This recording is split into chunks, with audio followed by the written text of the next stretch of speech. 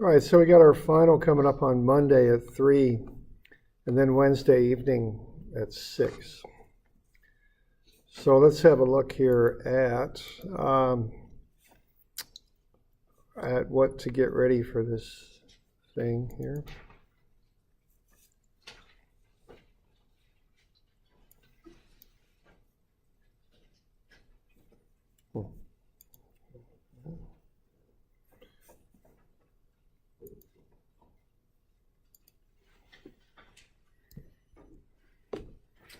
Right, so since the last test, what we've covered is moment of inertia.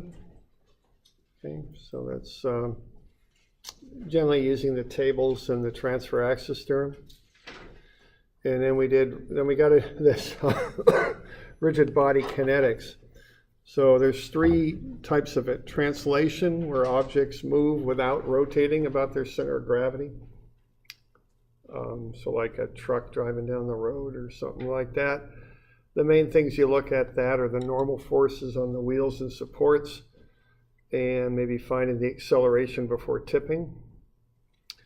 So to do that, you might use F equals ma, and you also might use this inertial moment equation. Summa ma is m agxy bar plus m agyx bar plus ig alpha. Okay. Tipping occurs when a normal reaction goes to 0. That's when things start to tip. Okay. Then we looked at fixed axis rotation, where something's not translating, but it's just spinning about some axis. So what you can do with that is you can use some of Fn as MAN and some of Ft as MAT. So what you're going to do is find the normal and tangential accelerations. You apply those at a center of gravity, and then multiply that by the mass. That'll be on the right-hand side of the equation. And then you might use that to find reactions or something like that. All right, now to find alpha, you might use some of mg as ig alpha. You might also use some of ma, some point other than the center of gravity is ia alpha. You could do it that way too. Okay. So this is fairly common with these fixed axis rotation problems. Just use this equation. That equation just works for fixed axis rotation. That's it. You can't just generally apply that. It only works when you're rotating about A. All right. And then the general plane motions that we just found, there's kind of 2 versions of that. There's rolling problems, where you look at slipping or not slipping, drive and drag wheels. And then there's relative acceleration type problems. And we did both of those in the homework. So when you do the rolling type problems, quite often you could approach them 2 ways. You can go F equals ma plus mg as ig alpha. I forgot an alpha in there, didn't I? Whoops. There we go. Or you can do the inertial moment equation. Whichever one works best for you, you can go with.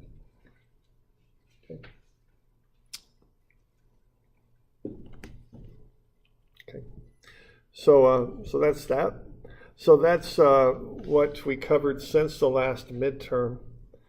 So you'd probably be looking at a problem in each one of those things to kind of, to be doing on the final. Okay, so we want to get used to what we've been doing here and be able to apply that. Probably I'd also go back to the second midterm and look at work energy. So be ready to do something like that. And then also a momentum type problem. Okay. I probably won't go directly back to the first midterm, but keep in mind that the first midterm had the F equals ma stuff on it, which relates to what we're doing now. So we're using some of that stuff here. Okay.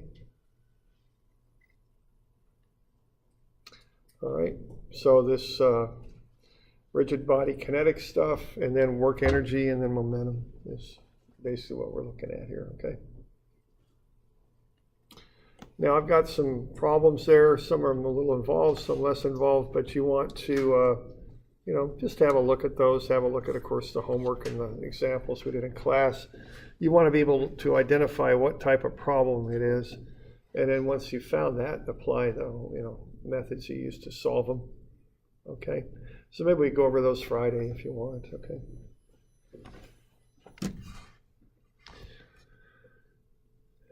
I'll get your homework back to you Friday too. That's the plan. Those who are online, I'll probably work on that over the weekend, but I'll try and get the paper stuff back to you all in class here this Friday. Okay. All right. So, questions or comments on that?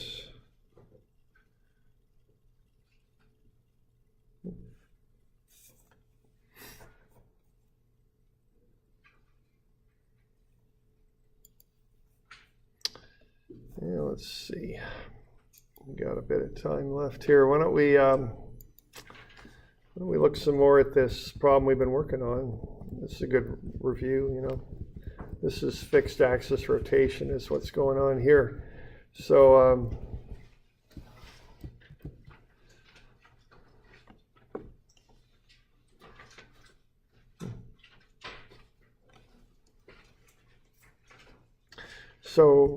where were we with this thing?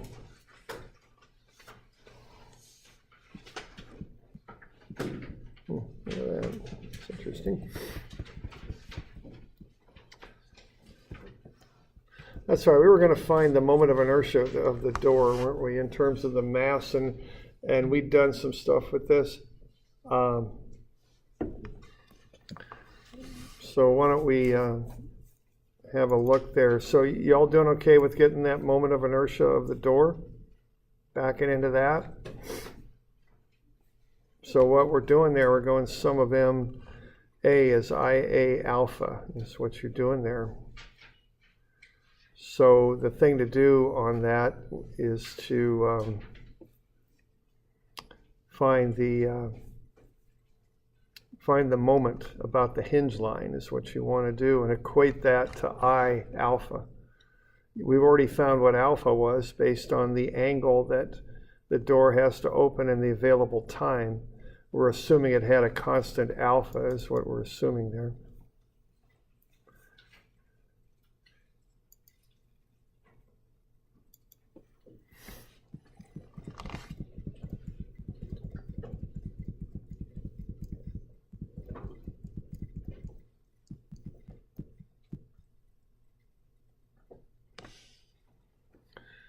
What do we have there? Did we say it was 1.4 seconds? I can't remember. I think it was. Thanks.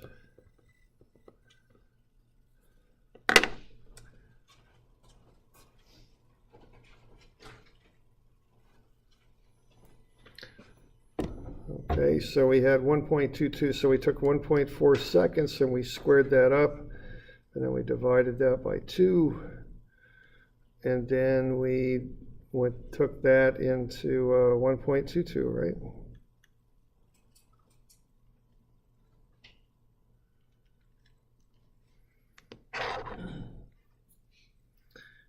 And yeah, let's see, 1.4 x squared. So that's 1.96 alpha. So then we're going to take, I'm going to invert that, times 1.22 times 2. So is that 1.24.4 or something like that? 1.24? Is that what 1.25? Okay. Radians per second squared. So we're good with that? All right, and then you get that moment equation. So why don't you all find I, see if you can get that worked out for this thing.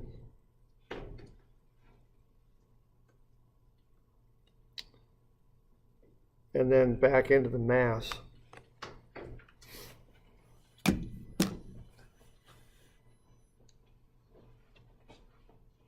Remember, we were working on this on Monday, if you remember. There were two ways to get the moment of inertia: treat it like a plate and use transfer axis theorem, or treat it like a slender rod and take the moment of inertia about the end. So that was the two approaches that we could take on that thing. All right.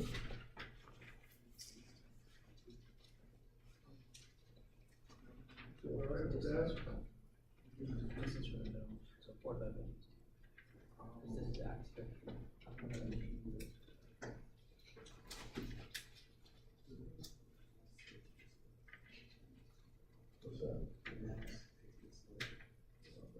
Sure, we solved that out by,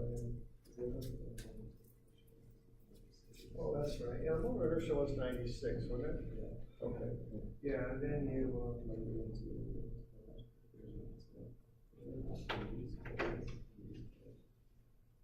yeah, okay. Y'all get to a mass of 18 slugs? Is that what people are getting? Or I'm not sure. Yes. 18. Okay. Sounds good. I haven't run it yet, so I'm not sure. You got 12 slugs. 18. 18? Okay. I'm missing some. Uh-oh. Did I?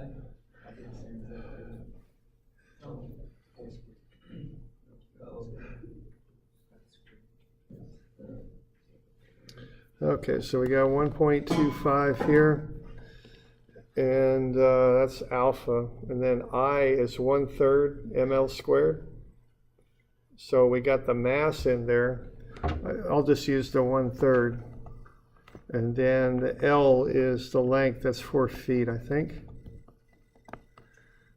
So that's 1/3 ml squared. All right, so 1/3 times 4 cubed, or 4 squared, I'm sorry. So now you can kind of work through that. So we're going to get 120 pound-feet. And that's going to be 1/3 times 16 times 1.25.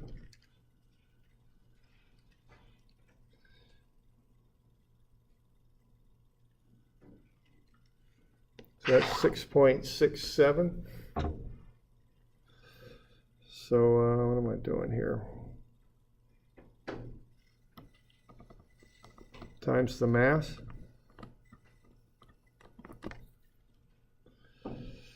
Shift 1/x times 120. Yeah, that's 18 slugs.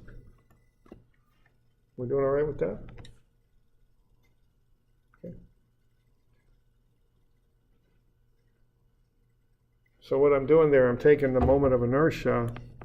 I'm using 1/3 ml squared. That's what I'm doing. Okay.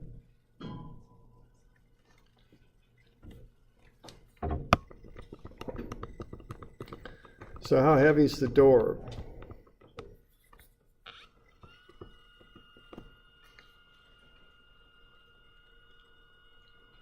Yikes. It's a big door.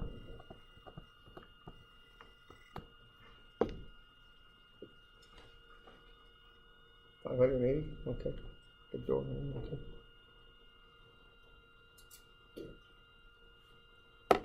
So are we okay with that? Got any questions on that? Okay. All right, now let's just do the dynamic reactions. Let's not do the whole 9 yards on the static reactions. Let's just do the dynamic reactions here. Just in the interest of time, because we're more about dynamics here. So we good? Everyone good on getting to the mass and the weight? Okay, now let's find the acceleration of the center of gravity, because keep in mind the hinges are not at the center of gravity. So you want to find the acceleration of the center of gravity. So find the normal acceleration and the tangential acceleration of the center of gravity. So omega squared r and alpha r. Now r is the distance from the point you're taking moments about, which are the hinges, to the center of gravity. Okay, so that's r. And then you're going to need to find omega. Now, when I've done this problem in the past, I've had students find omega average. They just take the angle traversed divide it by the time to get omega. But that's not, you don't want to be doing that because that's the average omega. We want to find the omega at the time of 1.4 seconds is what we want to do. Okay, so find omega at a time of 1.4 seconds here, which occurs when the doors opened 1.22 radians, which is the 70 degrees. So see if you can solve for omega next, okay? Which occurs at 1.4 seconds.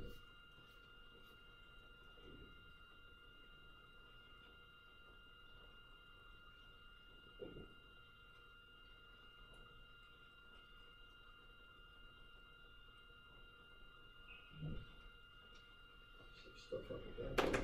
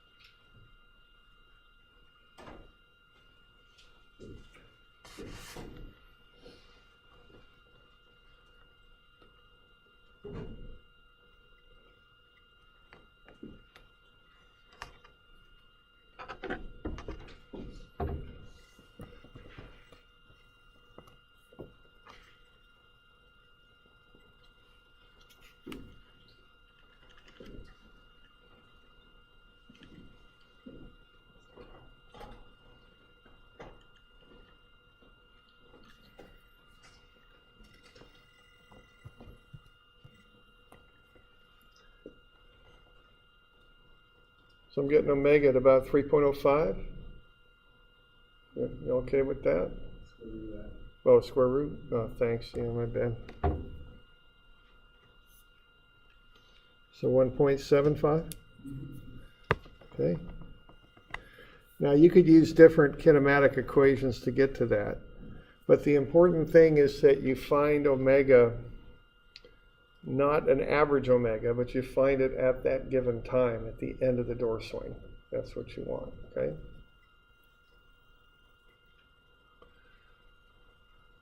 And then find the acceleration of the center of gravity of the door.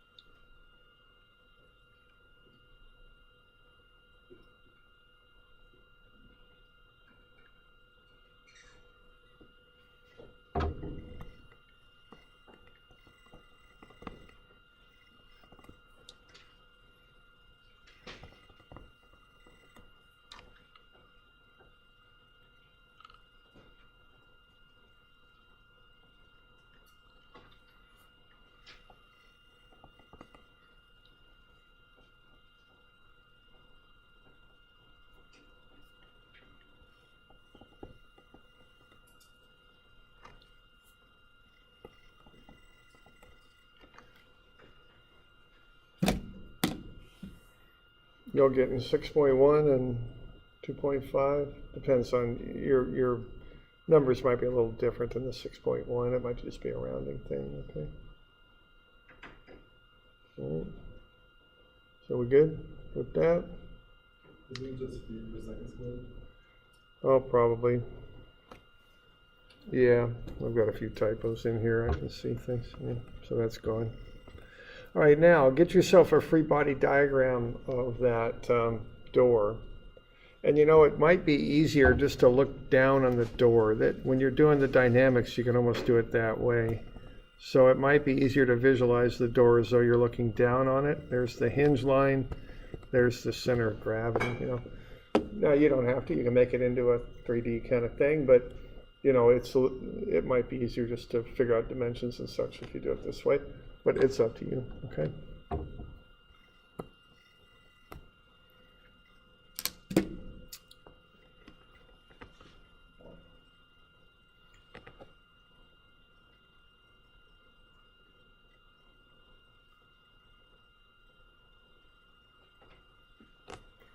So get a free body diagram going to that, okay?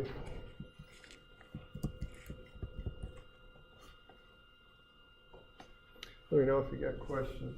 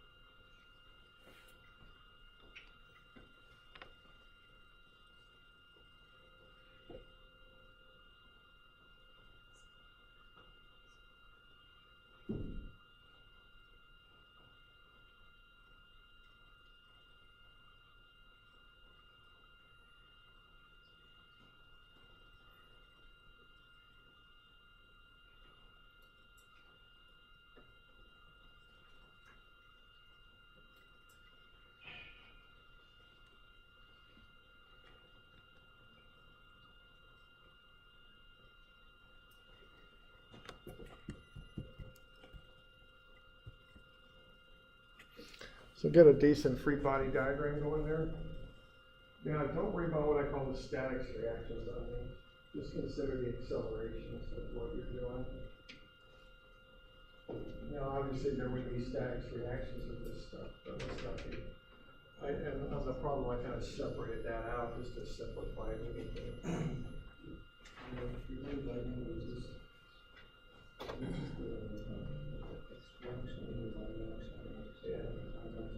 Yeah, that's it. Yeah, that's pretty much it. That Y reaction version will really be there. It out on the water. It's not ridiculous. Okay. And then just put that in the goes on there. Yeah, well, yeah. You doing it right? On that? Okay. All right, so we got something going on like that. Now, again, this door is swung 70 degrees, so I just call it normal and tangential directions. You could call it X and Y, and you can call it really whatever you want, but, you know, it's swung open a bit. So, all right, so we're going to find the normal and tangential, and we've got that already. So normal is 6.1, tangential is 2.5. So these are accelerations, so 2.5 going that away, 6.1 doing that. And then you just do sum of F equations, okay? That's what you do. And, you know, remember the rules, the static stuff on the left, dynamic stuff on the right. And watch your signs, okay? Just be careful on the signs. And if you just get it split on the proper side of the equation and watch your signs, it'll just come out. And you know, once you get that free body diagram drawn, don't hang up on it. Just look at it and fill in the sides of the equation. Don't think about it too much after that. You got the arrows, just, you know, they're just vectors. Okay.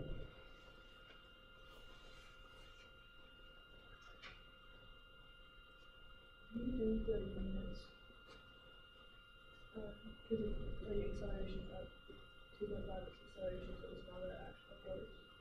Right, it's a vector still. You know, when you combine it with a mass, it becomes an inertial force. But the units are meters or feet per second squared on both of them. Okay. And when you combine them with slugs, that's when they become pounds, basically.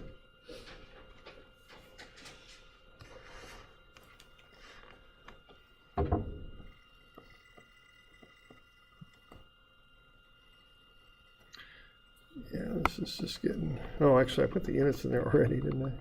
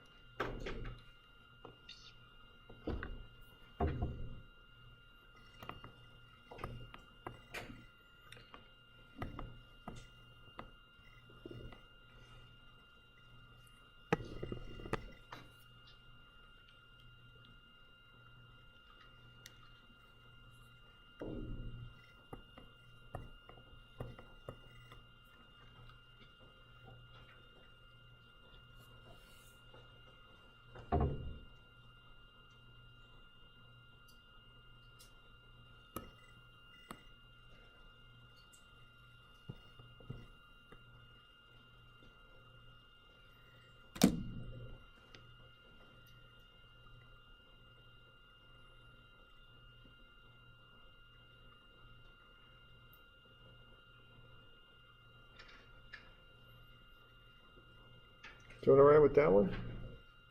Okay. So lots of steps on that thing, you know. But, you know, step-by-step kind of thing. So you'd want to work through that.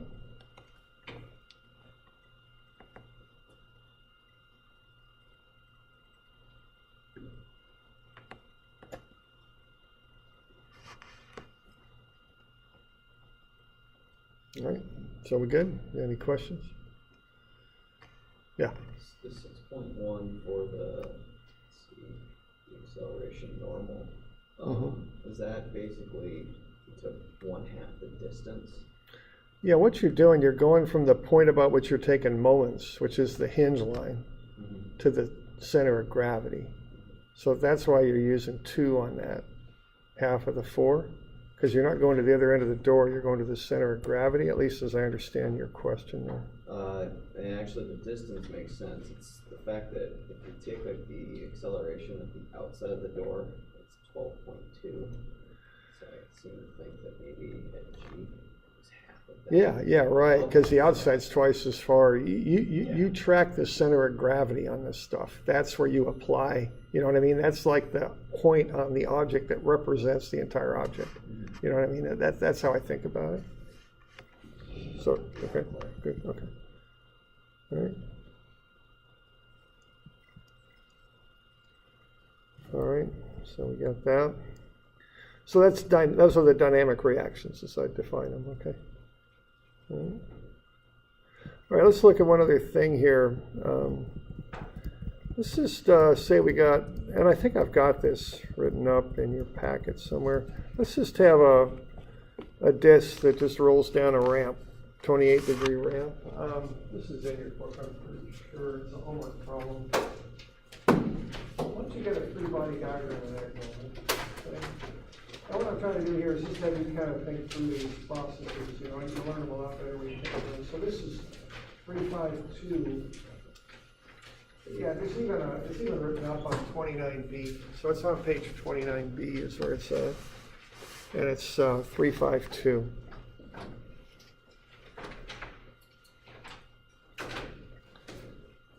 So why don't you get we got 10 minutes here, so why don't you get a free body diagram of that drawn up. So just turn the sketch into a free body diagram. And then after you've got that, just apply some equations. There's different ways you can do this, so, you know, figure out how you'd approach it. We may not get all the way through all the calculations, but let's at least get kind of get a problem approach figured out and write some stuff up for it, okay?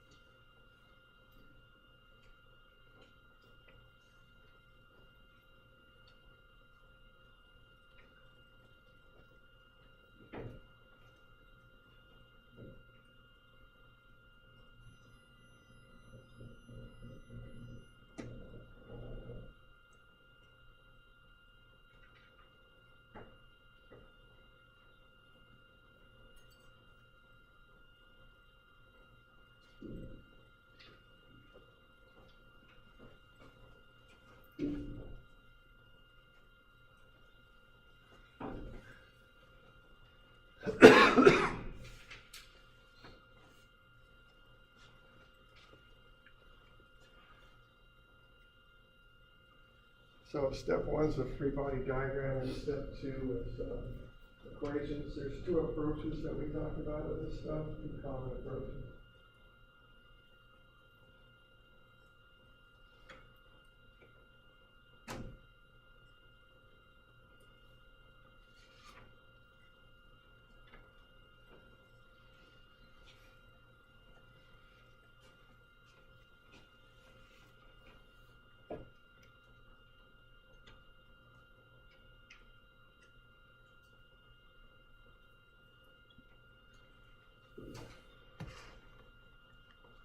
You assume it's not slipping, so the force of friction is going.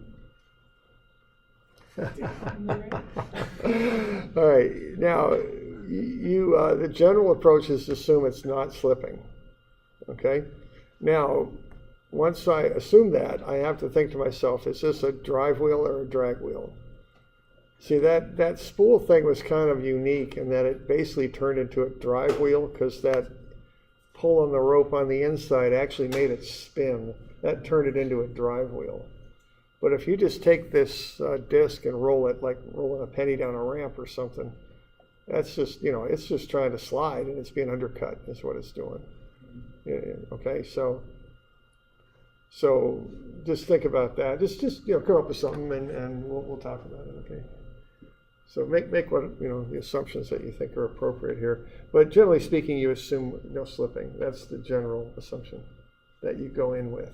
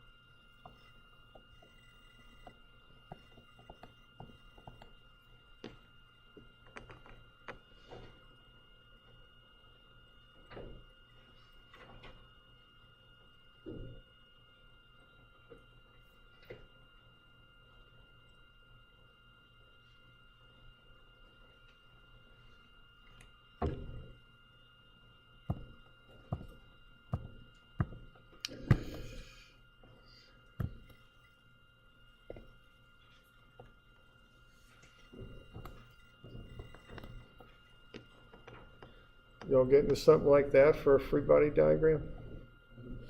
Okay. I mean, what the thing's trying to do is slide down the ramp, but the friction undercuts it and prevents that. What makes it go down the ramp is the component of weight. The friction's going to push up and resist that basically and undercut it and make it roll. So when you assume that no slipping, which I would assume, there's kind of this, I don't know quite how to describe it, but there's like this magic number right there, okay, that makes this all fit together, you know. By having the proper friction, you get an acceleration that depends on the friction to some degree. That corresponds to alpha, that also depends on the friction. So you got to find the right friction that make those two, I don't know what the right word is, correlate or whatever the heck, you know.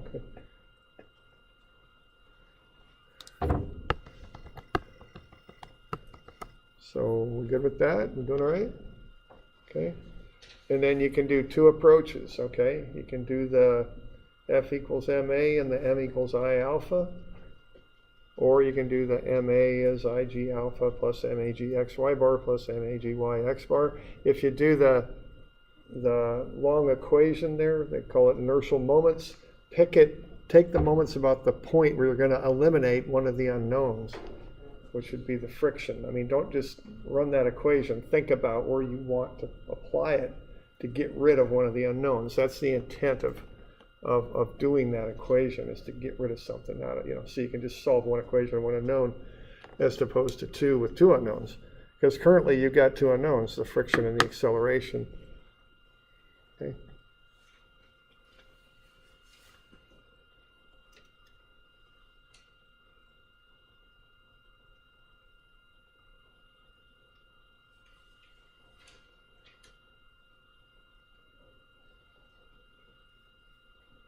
You know, have a look at this before Friday. We'll go over it a little bit more on Friday if you like. I mean, yeah, I just want to get you some examples, you know, to get you in that mode of solving these things and how to go about doing it, you know.